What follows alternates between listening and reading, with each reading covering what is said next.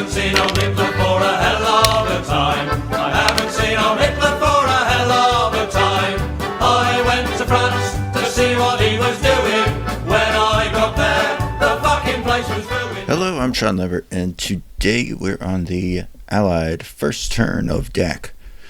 And last time we went through a lot of rules in the rulebook, and it was a very long episode, and it took me a very long time to edit, so we won't be doing quite as much tutorial work in this one. This is more of a straight play-along episode. What I'm trying to demonstrate here is the normal, well, not normal, but the flow of a turn that I like to think about when I'm playing OCS, and kind of the key features of playing the Allied side in DAK.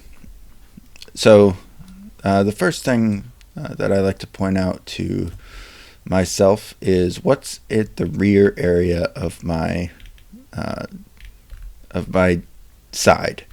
I always go back and check as far back as I can, as far to the right as I can, just to make sure I haven't forgotten any units. Like if I were to see these guys and I know I need to move them to the front now, that's what I would do. And the good thing about the Allied side is that you have a lot of rail lines that you can use to get your units to the front. Now you can only go as far as Mercer Mature here, but that's not a huge deal because that's not that far from the front. It's like you get here and then you got a turn of driving, so it's not a big deal, as opposed to the Axis side, which requires them to pretty much walk all the way from Benghazi to the front. So it takes a really long time if they're not taking a boat. There's also some other boxes over here that if you were playing real life, you could kind of tilt your head sideways. But in Vassal, you don't have to tilt your head. You can just click on these off-board boxes here. And so in our Allied off-board boxes, we see that we have reserve markers available. 3. We've got a ton of hedgehogs. And it looks like we've got some minefields as well. We also have some other displays here that will tell you like what each of the divisions are. I don't know if you can interact. Oh, you can interact with it, so that's kind of nice. So this tells you all the subunits of a division, which is very convenient. And then you have your division status. So in this case, we have some units that are training here. And when they're green, that means they can't move, that they're locked. So in this case, the 6th Australian and the 2nd New Zealand are both training. If we are training, then we have to go through these phases here. And if you read this here, it says that once they go through the training cycle, each month they move forward a box until they get to full training level. So if you were to deploy them from these boxes, you would have AR -1, green.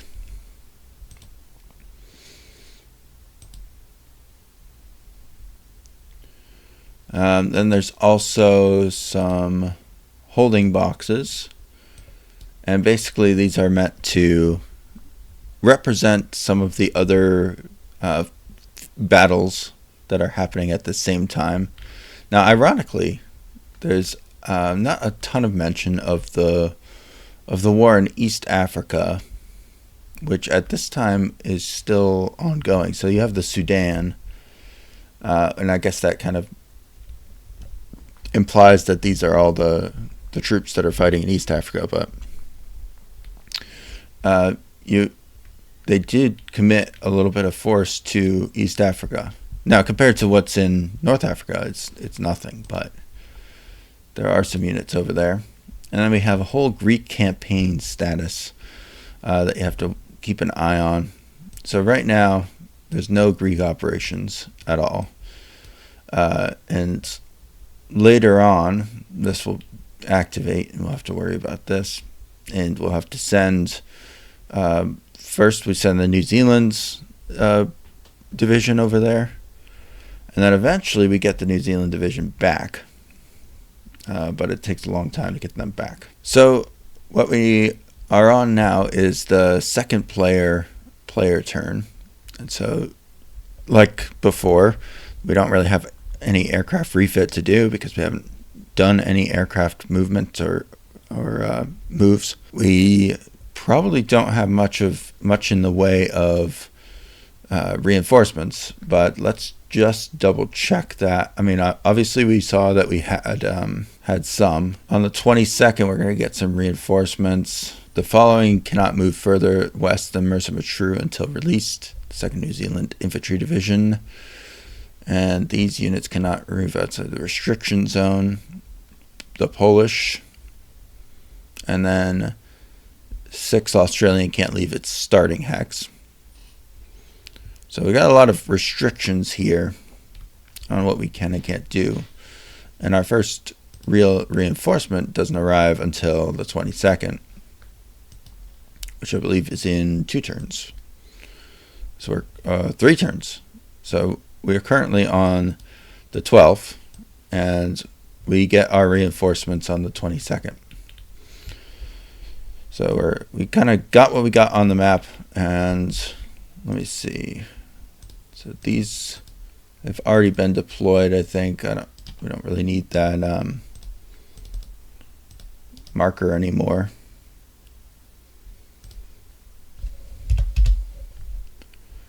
But we do know that these guys are locked, right? From what we just read. Oops, not small scenarios. That's probably going to mess me up a bunch of times. I don't know why I'm having such a hard time clicking on that. These units can't move outside the restriction zone boundary until released. I don't know what the this is the restriction zone. Alright, well, I guess with that limitation,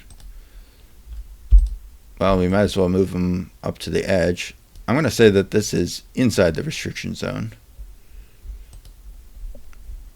And so what we are going to say is locked until released on these.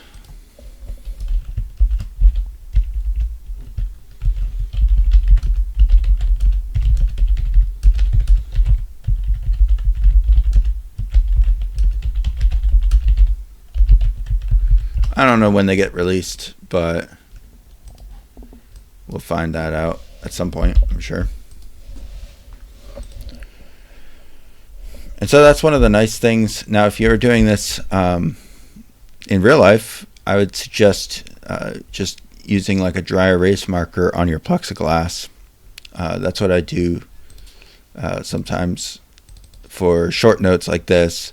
If there's something more detailed, then you'll probably need like a sticky note or a note card. But for short notes like this, like locked until such and such a time, then you can just use a dry erase marker on top of your plexiglass. All right, but these guys can move, I believe. So we might as well get them going into, I think we can move them in strat mode, right?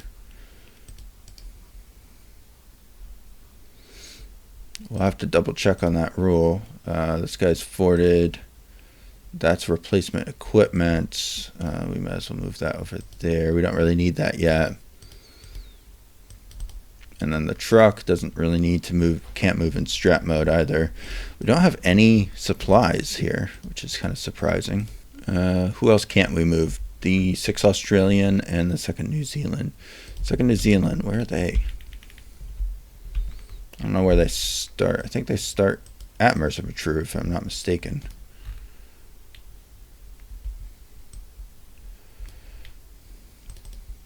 Let's see.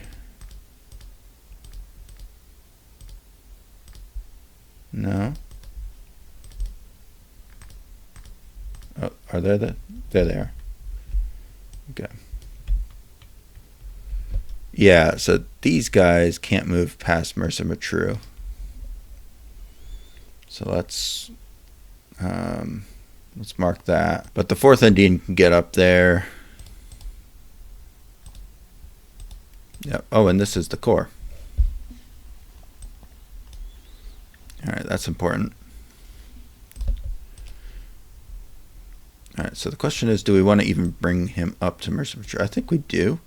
So we can kind of use him as a holding unit. Let's bring him up to the railhead at first. We'll sort him out in a minute. It's in Mercimer True. Bunch of artillery, that's not going to be particularly useful. And we got some... these guys are pretty useful, actually. Some truck units.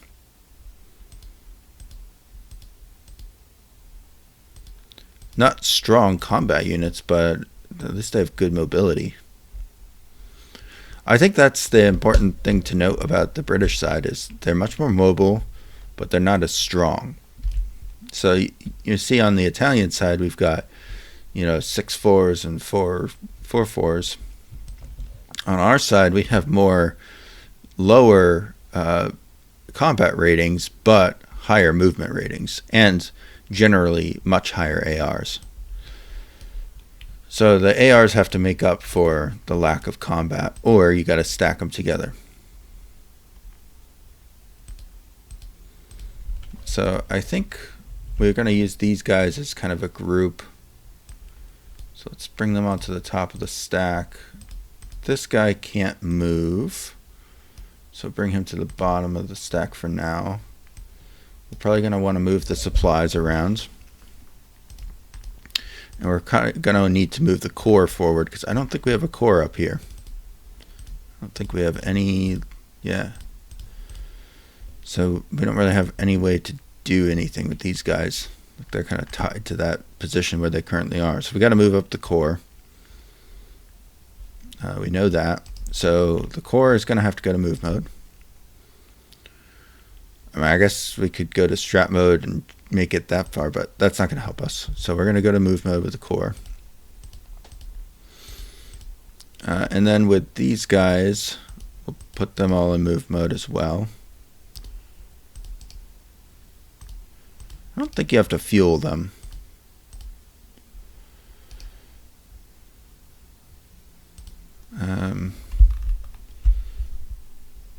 I guess we'll bring their artillery with them just in case. We don't really have any other artillery at the front yet. We'll leave him here for now. And we'll just bring all of these guys with us.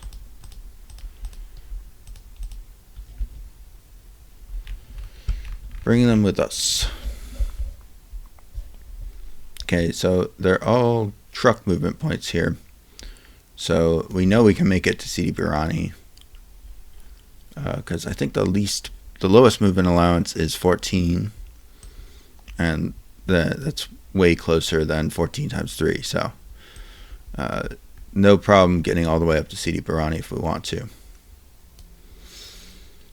And I think we do want to at least move up that far. So then the other question is, will we be overstacked?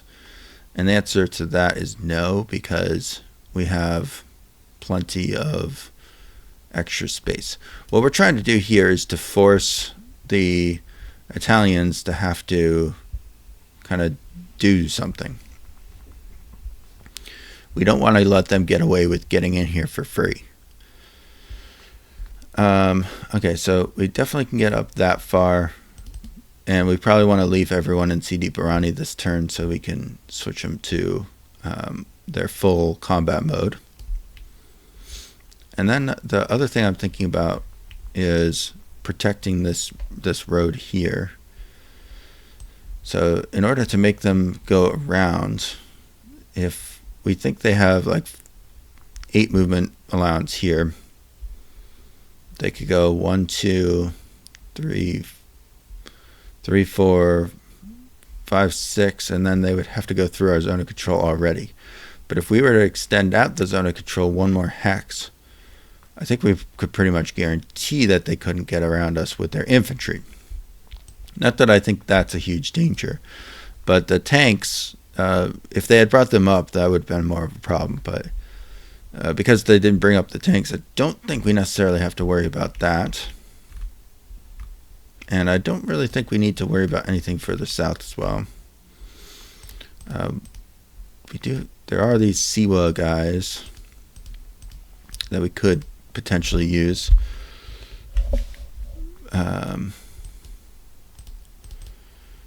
I don't really know what you're supposed to do with these, like how you're supposed to supply them and stuff. I guess you gotta airdrop supplies?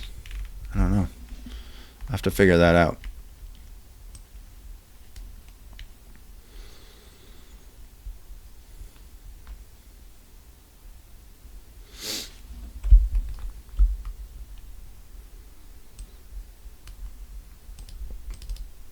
This guys can carry a supply. So I could supply them down there by giving these guys 1T.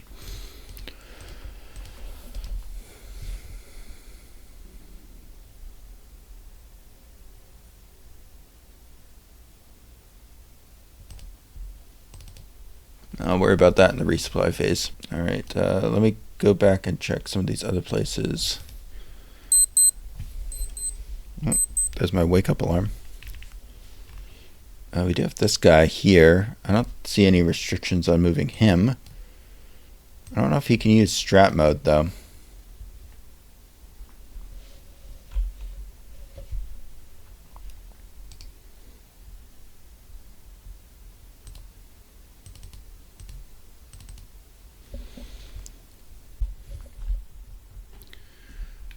Alright, so I guess we'll put him into strat mode. When you're in strat mode, obviously you gotta be in move mode, and what strat mode gives you is it doubles your movement allowance. So this guy has 20 movement points, and he can't eat off the map when he's doing this, so he does have to get to a road.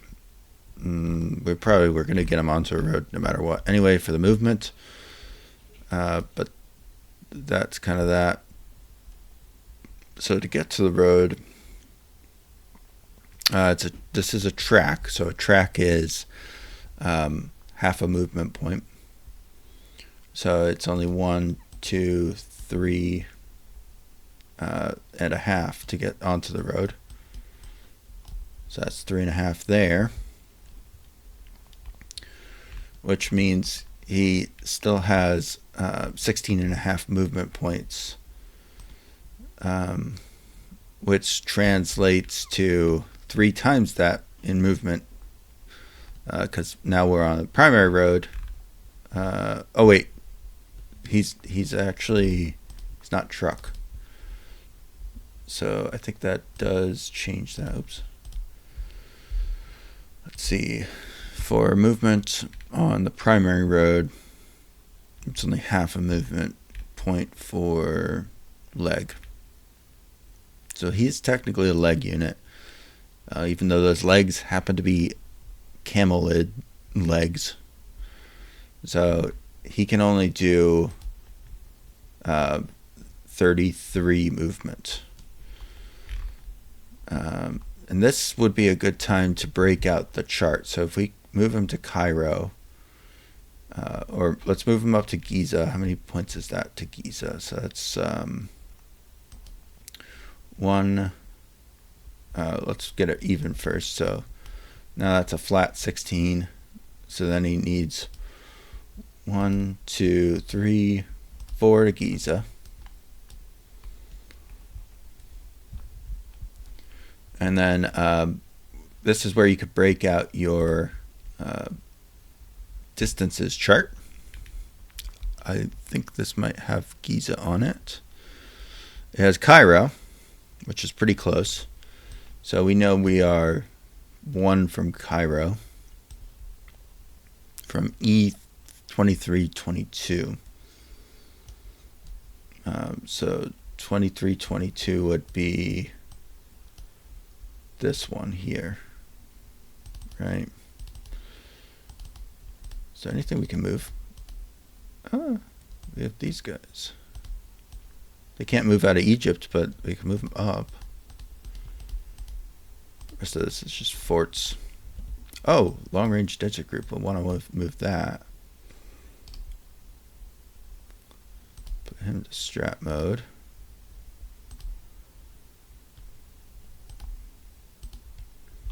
Oh, wow. He can move 40 in strat mode. Holy crap.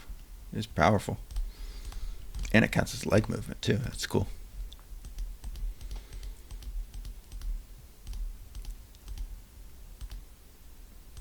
Okay, so we know from here to, let's see, Mersa Matruh is 22. That can't be right. Cairo to Mersa Matruh is 22 truck movement points.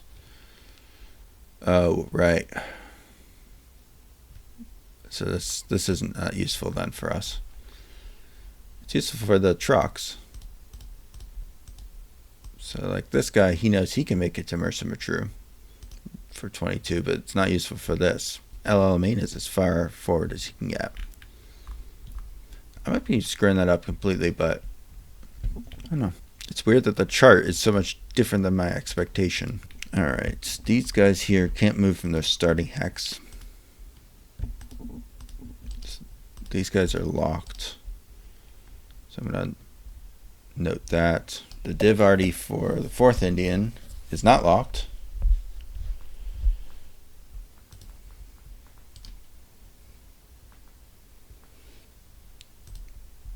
Okay, so we know that he can get to here with 1 movement point. So let's see, that would leave him with 27, and it takes 22 to get to Mersa Matruh from Cairo. So let's see.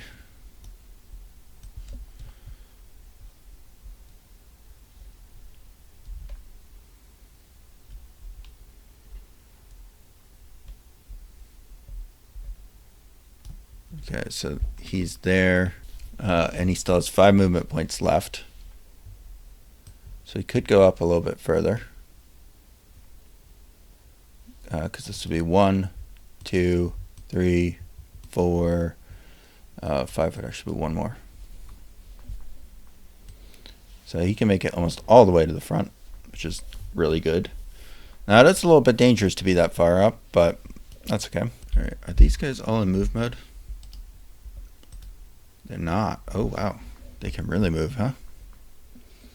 But they're very weak when they're out of move mode, which is a bit of a concern. But they can kind of move anywhere, which is cool.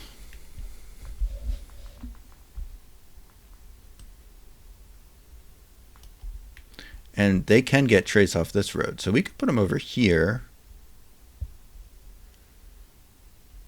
Kind of threaten the enemy's flank.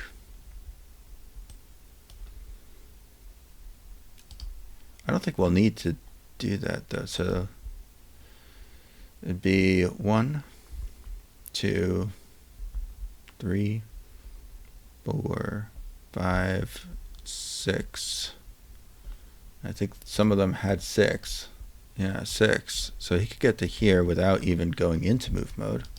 And then the guy with 8 can go 1 further. He can get all the way up to there.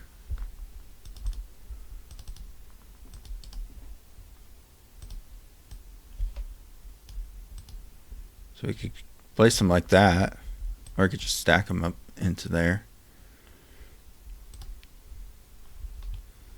It's not too bad.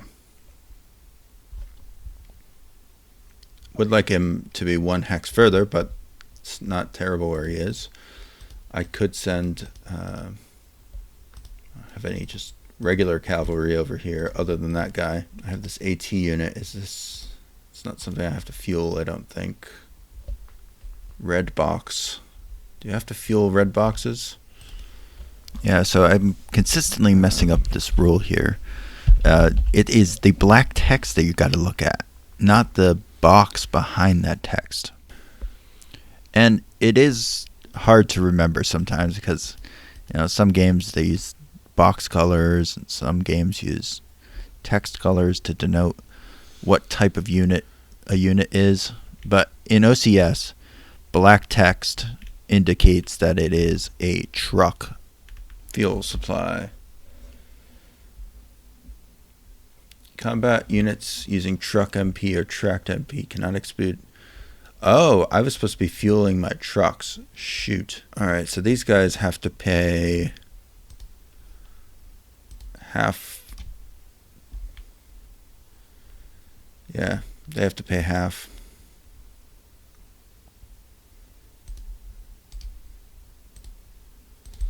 That's a bit of an oopsie.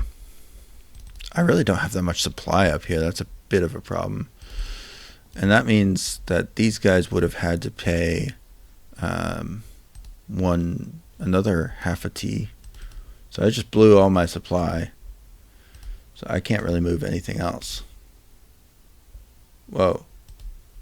I guess this just gets deleted anyway.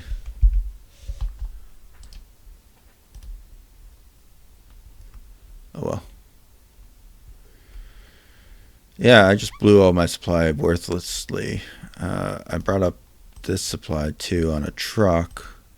I have this supply to bring up on a truck, but I was definitely wasting stuff.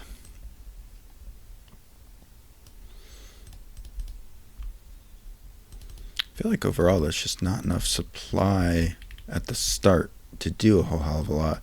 I guess that's the idea. Alright, so then we're going to have to drive up that supply to be used for battle.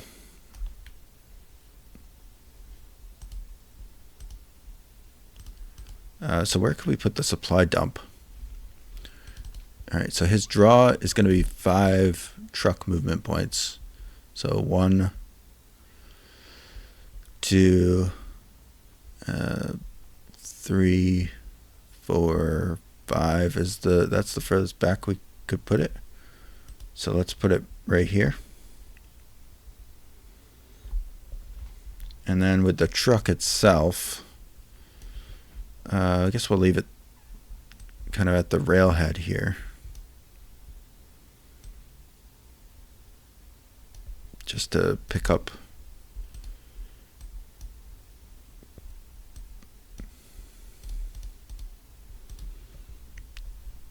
supplies when needed.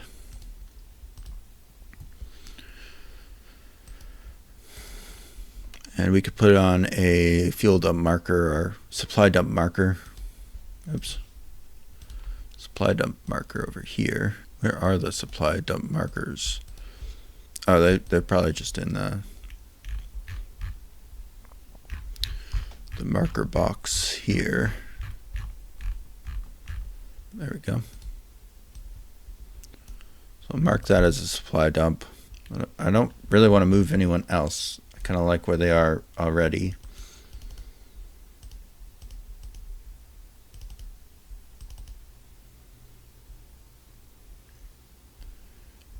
And I don't really have the money to spend on anything else. I kind of wasted everything just getting everyone to the front here. These guys are stupid. I should not have moved them in retrospect. So move them to the dump. Yeah, that feels really dumb now.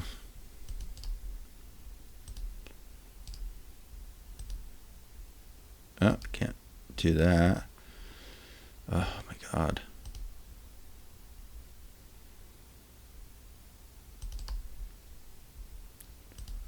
I can at least put him in strat mode. Gets him 8. 1, 2, 3, 4, 5, 6, 7, 8.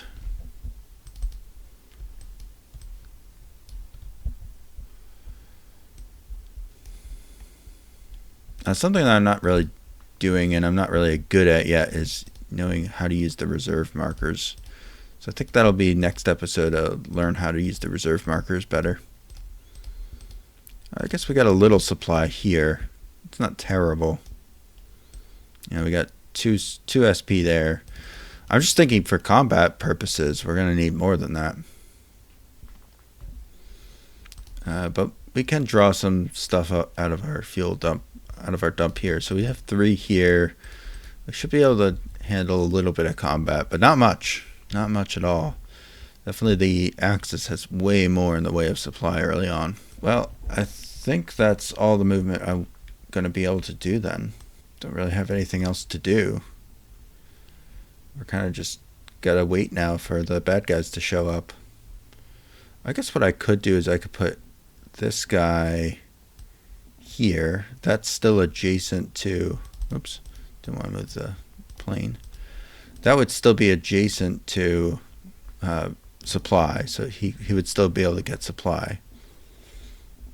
Eventually I want someone to be here as well.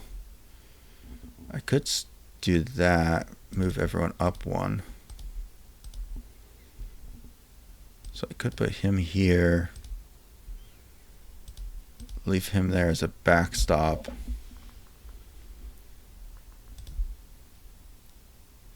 Can't move the tank. I wish I had put the tank. I should have deployed the tank on the front line, but I wasn't thinking at that point that I was going to be in trouble with supply. I could now put this guy forward up on the front line, and same with like the artillery and stuff. I could eventually use it.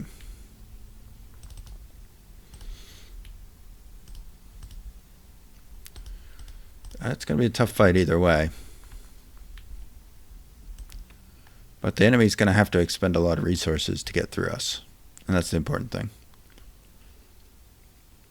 I don't think there's much else I could really do. It's going to be a hell of a fight. Well, I could use my reserve markers. It's the only other thing I could maybe do. I should have paid for this guy too.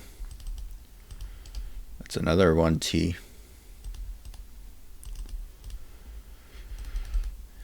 Yikes. Very expensive turn.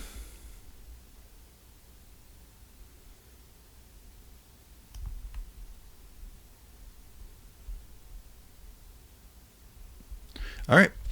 Well, with that, I think we will call it there. So this turn will, for this end turn phase and start of the next turn phase is critical for us because if the Germans get the second turn, we actually really do not want the first turn on the next turn for the British. The British really want the Axis to now go. If we get a double turn on the British side, it could actually be a big problem because then we could get a double turn on the Italian side, and that would be very, very concerning because they would be able to get a lot done without a lot that the British could do with it. And so that maybe makes me want to put down, exploitation markers, or not exploitation, reserve markers, because without doing that, we could be in trouble. We could also be building hedgehogs, I guess. But let me at least put a reserve marker on this guy. He hasn't moved. Yeah. Put a reserve marker on him. He hasn't moved. You can move a quarter of your movement allowance and still get a reserve marker. And he hasn't moved at all. So there's that. He's not the best guy to reserve, but at least he's something. Would I have preferred to have moved up all of these guys and used them as the reserve? Yes, and I probably will still do so. I guess I could reserve them, and that could let us make a reaction move. So we would have enough supply to fuel one of them, I guess. Yeah, let's do that, just in case. I mean, we got 3 reserve markers. We might as well use 2 of them. Maybe I'll do that. And I guess we can start moving some of this artillery up. So that's 1, 1, 2, 3. 3. All right. So that's where we'll leave it. So next turn we'll start with the pre-turn phase, weather determination segment, and then the first player determination segment. And like I said, first player determination segment is really critical for the British because the British really want the Italians to go. All right. Well, with that, I hope you have a nice day and see you in the next one. See ya.